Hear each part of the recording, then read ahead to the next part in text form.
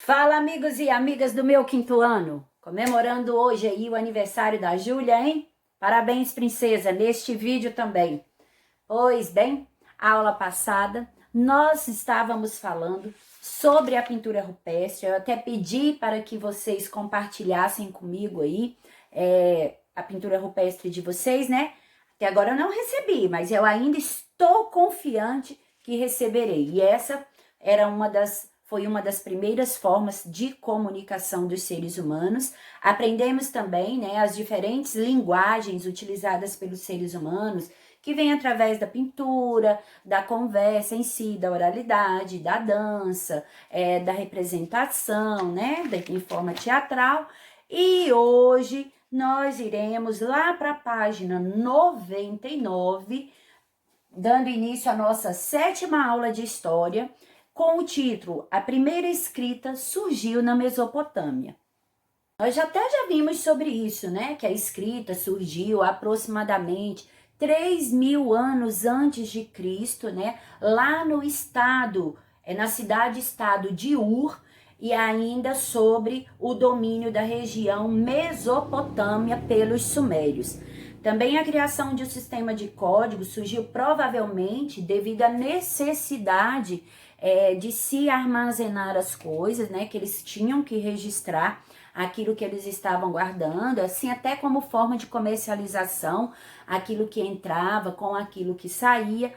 Também o registro aí para que a quantidade não só de alimentos, daquilo que eles estavam armazenando em seus depósitos, eita, quase que não sai, mas também para contar os animais que eles tinham, que serviam também como alimento e como comercialização para ele. E para isso, os sumérios criaram lá desenhos gráficos para representar os animais, né? E desenhos sinais gráficos para representar os animais e desenhos para representar os objetos que seriam quantificados. Mais tarde, por volta de 2.500 anos antes de Cristo, os sumérios desenvolveram a escrita cuneiforme. Lembra que nós até falamos lá que as leis eram passadas de boca a boca, né? Então, poderia ser que quando chegasse lá na pessoa que era realmente para chegar a informação, poderia ali ser trocada alguma palavra, então mudar todo o sentido daquilo que estava sendo exigido, porque vai depender da interpretação.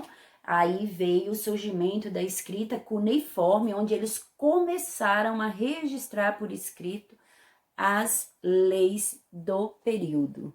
Aí até a representatividade de tábua de argila contendo a escrita cuneiforme feita por povos da Mesopotâmia aproximadamente no ano 1000 a.C. Os funcionários do rei eram responsáveis por esses registros, os escribas, né? Nem todo mundo podia ter acesso, lembra?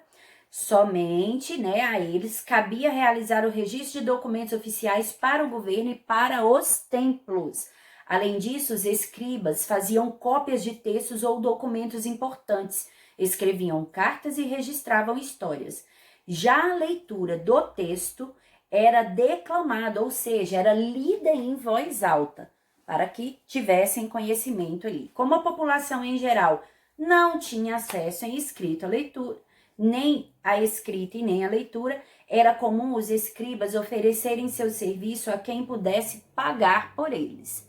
Lembrando que era lá praticamente restrito a eles aí o acesso à leitura e à escrita. Então, eles aproveitavam para cobrar daqueles que necessitavam deste trabalho para prestar este serviço, né?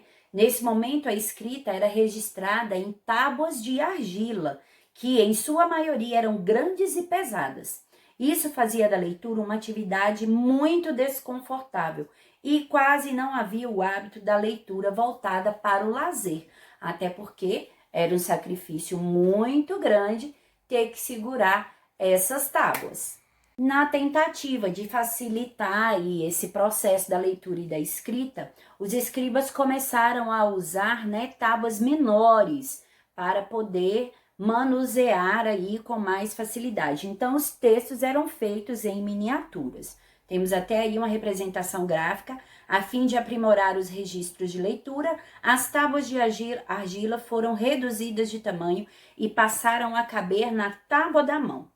Os escribas eram muito respeitados na Mesopotâmia, porque eles estavam entre as poucas pessoas que dominavam a escrita.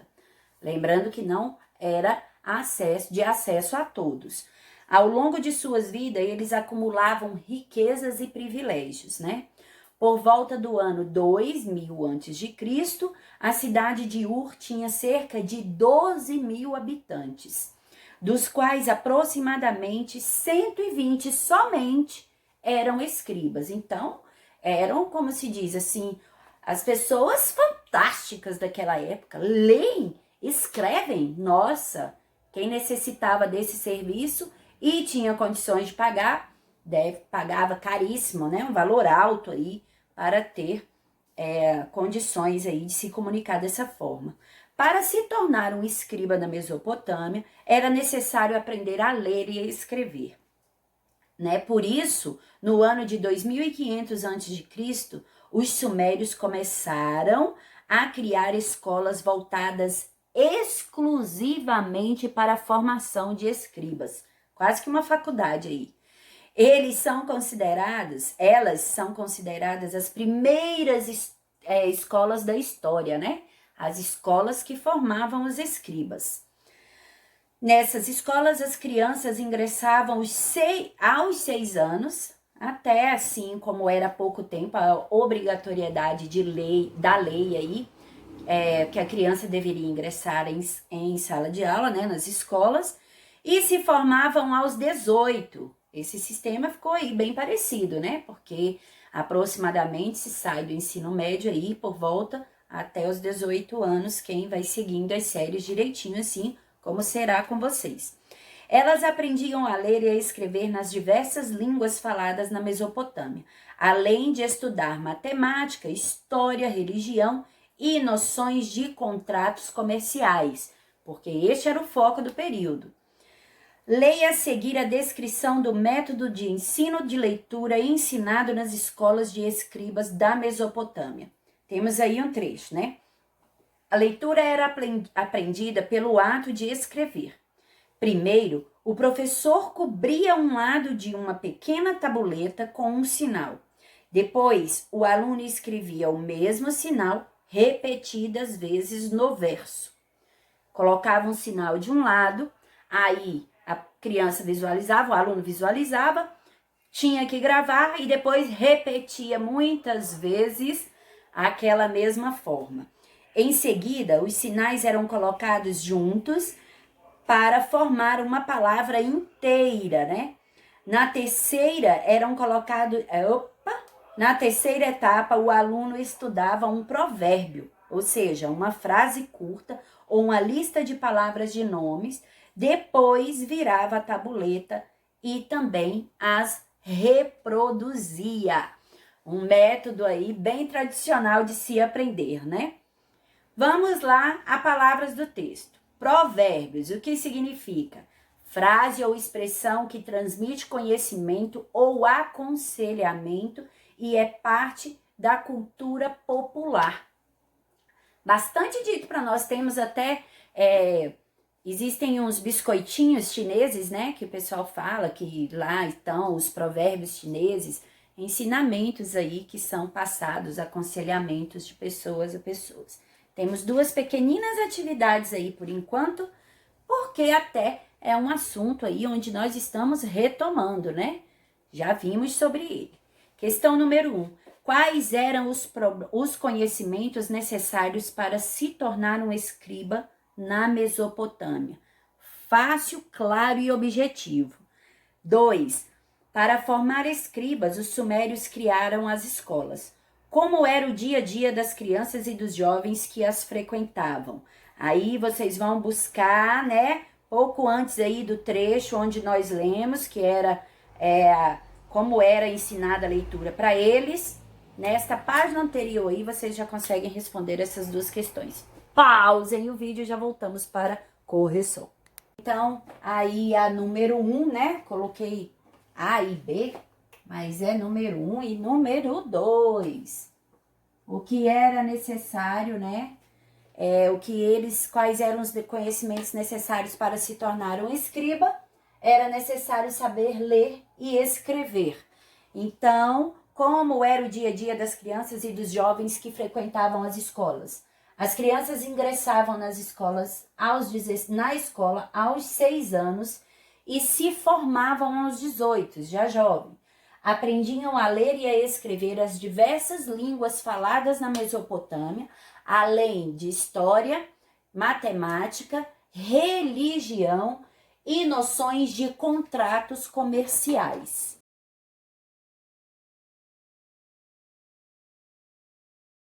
Os sumérios organizavam bibliotecas com milhares de registros escritos, dentre eles tábuas, tabletes de argila com escritas cuneiformes, bem como papiros e placas de madeira com registros de outros povos da antiguidade. Então, ficava ali também como um arquivo, né? Na biblioteca tinham as atualidades e também as coisas mais antigas, assim como as bibliotecas de hoje também. Mas, diferentemente das bibliotecas atuais, eles também armazenavam nesses espaços, né? Eles tratavam nesses espaços da administração da cidade-estado que se desenvolviam na Mesopotâmia. Além disso, a prática da leitura em voz alta fazia das bibliotecas da Mesopotâmia um lugar bastante barulhento, neste caso bem diferente. Nossa biblioteca é um espaço para pesquisa, para leitura e um espaço bastante silencioso. É assim que deve ser, pelo menos nas bibliotecas, né? Quinto ano, 102. Você é o historiador. Os sumérios chamavam os funcionários que organizavam as bibliotecas de organizadores do universo. Até porque lá constavam a história da atualidade quanto da antiguidade. Na Síria, o império que se formou da Mesopotâmia aproximadamente entre os anos 1300 a.C. e 612 a.C., um rei chamado Assurbanipal chegou a ter uma biblioteca com cerca de 25.000 tabuletas de argila gravadas. Ele tinha fascínio pela escrita, era apaixonadíssimo e era um homem bem letrado, bem estudioso. Leia abaixo a transcrição de uma carta escrita pelo rei Assurbanipal ao seu funcionário Shadanu. Procure e traga-me as preciosas tabuletas das quais não há reprodução em Assíria. Acabo de escrever para o supervisor do templo e o prefeito de Borsippa, informando que você, Xanadu, deverá manter as tabuletas sobre sua guarda e ninguém deve se recusar a entregá-las a você. Se souber de alguma tabuleta ou texto cerimonial que sejam adequados ao palácio, procure-os, guarde-os e envia-os para cá. Portanto, ele deu uma ordem expressa aí e todos tinham que obedecer, né? Afinal, ele era um rei. Então, vamos lá às atividades novamente. Segundo a transcrição da carta, qual era a função de Shadanu, o funcionário do rei? O que ele deveria fazer? Qual era o seu cargo, né? A função que ele deveria cumprir. Letra B. O que o rei Assurbanipal quis dizer com a frase procure e traga-me as preciosas tabuletas das quais não há reprodução na Síria, onde ele comandava. Ele, em sua opinião, aí já é uma questão mais oral, contribua comigo lá nos comentários e com toda a turma. Em sua opinião, o trabalho de Shadanu era fácil? Que habilidades ele deveria ter? Como você acha que ele teria que transportar todos os textos para o rei? Olha que era algo que nem tinha lá na Assíria, então o rei fazia questão de ter esses textos lá junto dele, né? Poderia ser transportado de qualquer forma, como o Shadanu poderia fazer para poder conquistar, né, esses textos. Pausem o vídeo aí e já voltamos para a correção. E a função de Xanadu era pesquisar e adquirir os textos em escrita cuneiforme nas tábuas ou tabuletas para o rei, né? Era a função dele adquirir esses textos para o rei. E lá na página 103, o que o rei quis dizer? Ele quis dizer que Xanadu procurasse por textos inéditos, ou seja, que não existiam na Assíria.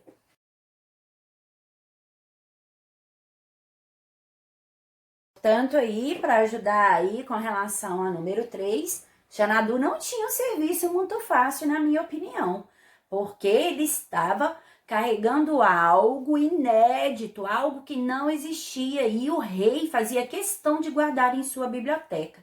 Então, além de ser assim um trabalho bem delicado, era um tanto perigoso, porque eram tábuas e tabuletas de argila, podiam se quebrar facilmente. Letra A, né? Letra A, perdão. Próximo título: A Escrita Sagrada do Egito. Por volta do ano de 3200 a.C., os egípcios desenvolveram um sistema de escrito com base em símbolos chamados hieróglifos. O que é o hieróglifo? Significa a escrita sagrada. As transcrições dos hieróglifos, estou falando até agora, depois erro, né? São geralmente narrativas sobre o triunfo dos faraós em guerras ou homenagem aos deuses egípcios.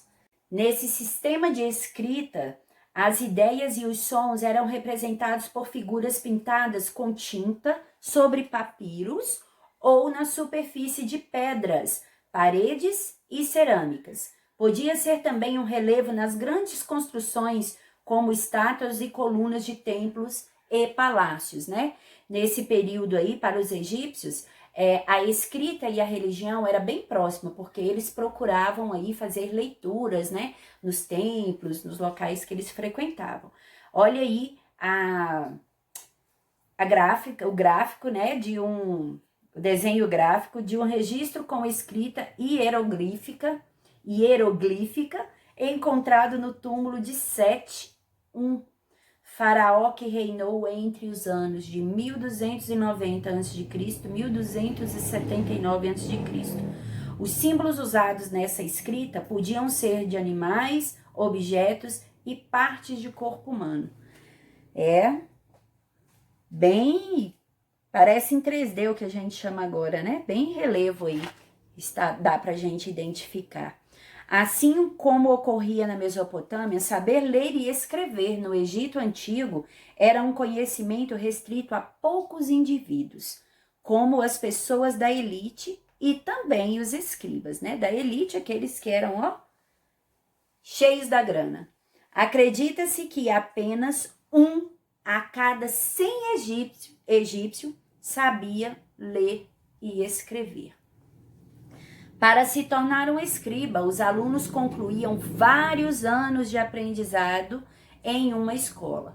O uso do papiro, né, tornava as atividades de ler e escrever mais fáceis, pois o papiro era fino, leve e flexível, diferente já lá das tábuas e tabuletas de argila.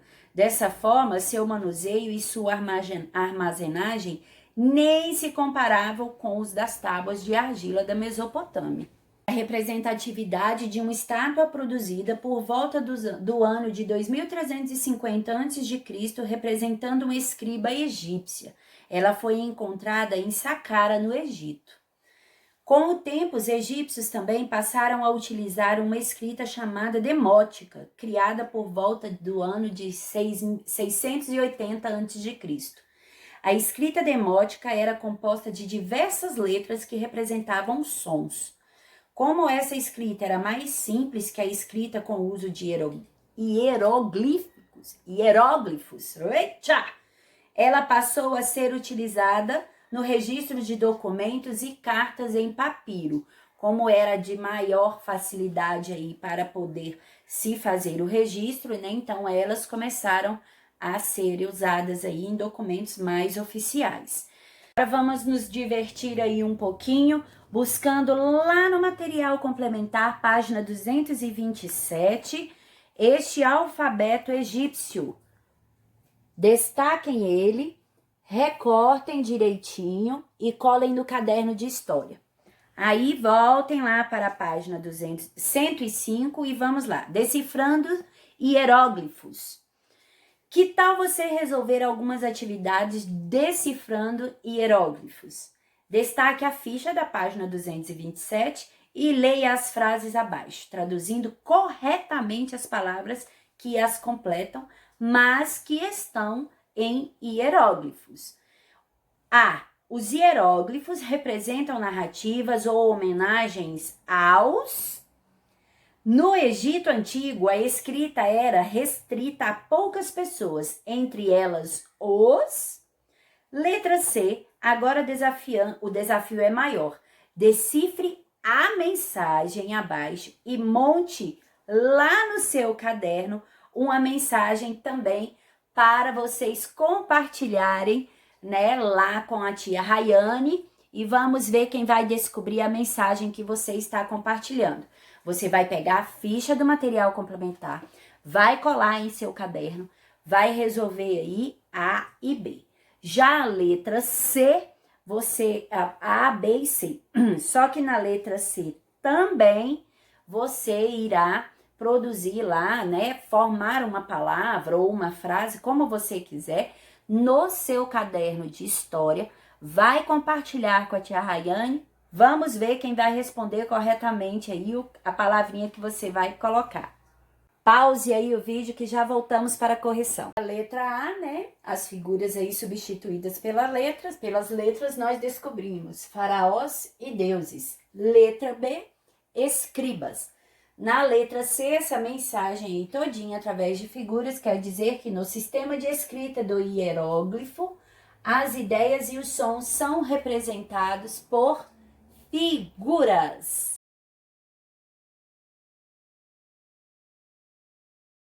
Mais ação aí na página 106. Leia o texto a seguir.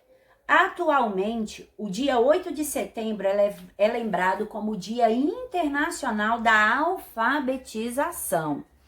Essa data foi estipulada pela Unesco no ano de 1966, com o objetivo de levar os governos a pensar em estratégias para erradicar o analfabetismo, em estratégias para acabar, em que todos pudessem ser letrados, né? Alfabetizados.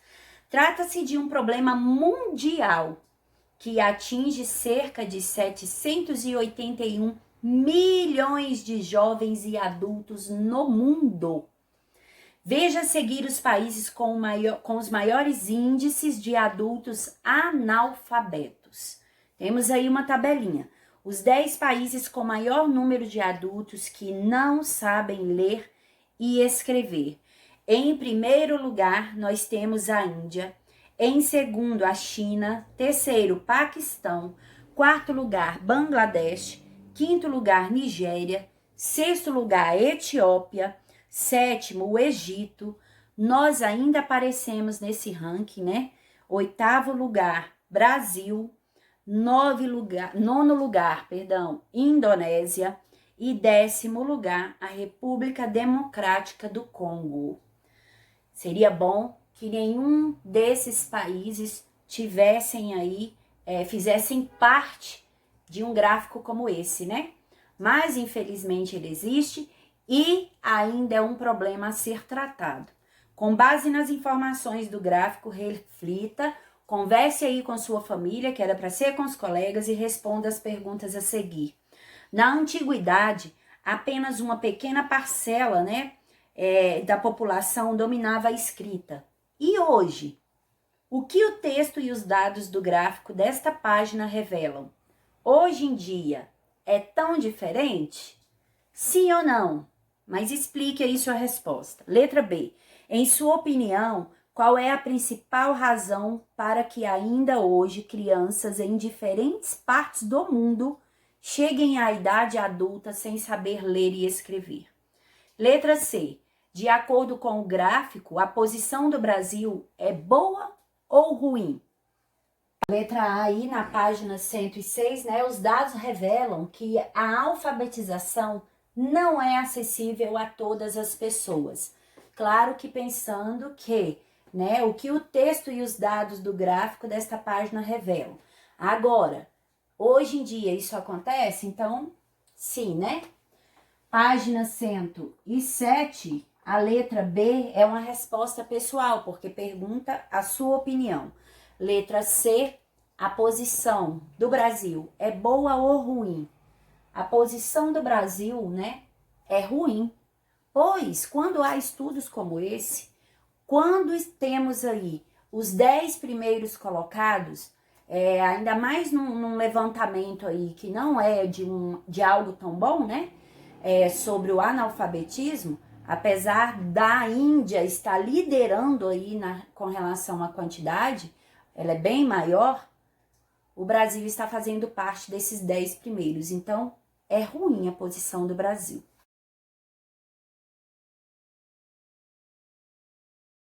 Falaremos aí agora sobre o alfabeto fenício.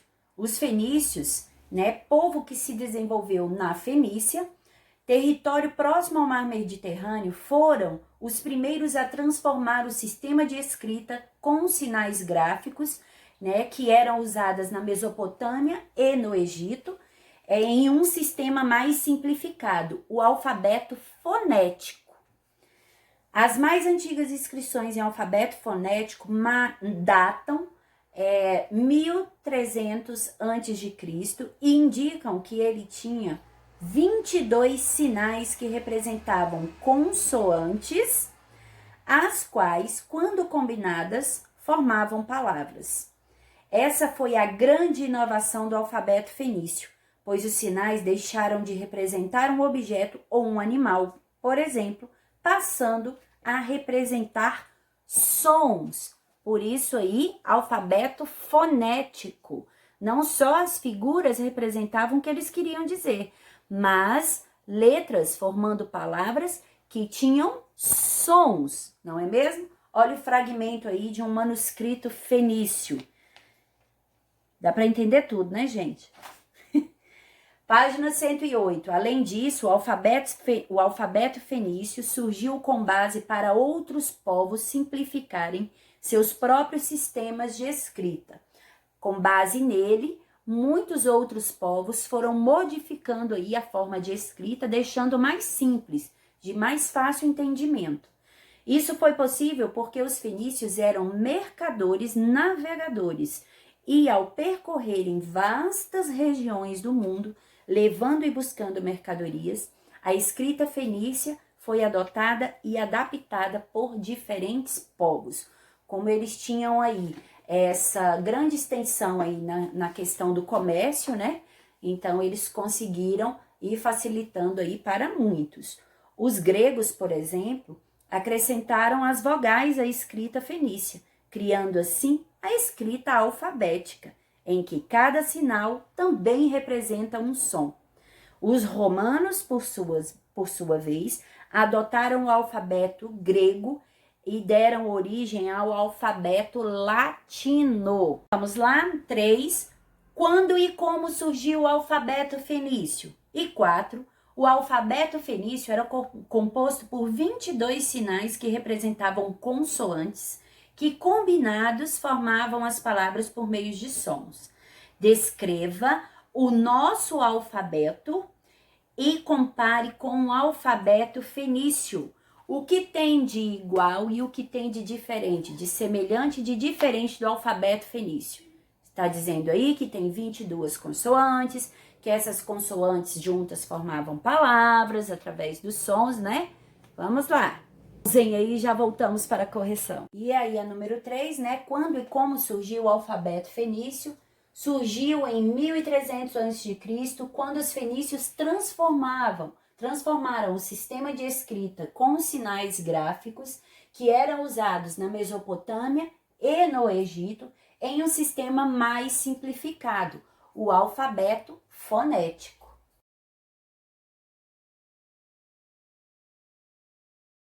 semelhanças encontradas entre o nosso alfabeto e o alfabeto fenício. Nosso alfabeto também tem consoantes. E a combinação das letras formam sons e os sons e juntas formam palavras. Já as diferenças, o nosso alfabeto tem 26 letras, o fenício 22 letras. Em nosso alfabeto existem 21 consoantes, no fenício 22.